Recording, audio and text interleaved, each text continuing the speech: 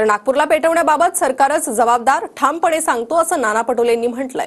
पोलिसांनी प्रतिकात्मक वस्तू ताब्यात का घेतली नाही असा सवाल नाना पटोलेंनी उपस्थित केला। पण दंगल कोणी निर्माण केली आणि दंगल कुठून सुरुवात झाली त्या गोष्टीचं माननीय मुख्यमंत्र्यांच्या एकही स्पष्टीकरणामध्ये ते वाक्य आलं नाही। अध्यक्ष महाराज ती घटना अशी झाली, मी परवा पण बसल्याने बोलत होतो आणि त्यांनी त्याच्यात उत्तरात सांगितलं की जे काही हिरवी चादर होती ती हिरवी चादर आयात नव्हती, म्हणजे पवित्र नव्हती आणि ते पेटवण्यात आली, अशा पद्धतीचं त्यांनी उत्तर सांगितलं।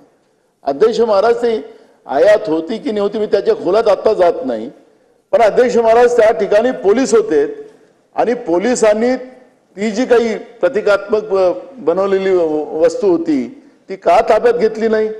ही पहिल्यांदा घटना झाली। अध्यक्ष महाराज योगायोगानं राज्याचे मुख्यमंत्री, राज्याचे गृहमंत्री त्या नागपूरचे आहेत आणि अध्यक्ष महाराज त्या ठिकाणी घटना जी झाली ती त्या ठिकाणी आमच्या मुख्यमंत्र्याचं बालपण गेलं त्या भागात। अध्यक्ष महाराज मी तुम्हाला सांगतो, अध्यक्ष महाराज नागपूरला पेटवण्यामध्ये सरकारच जबाबदार होतं हे मी या ठामपणे या ठिकाणी सांगतो। अध्यक्ष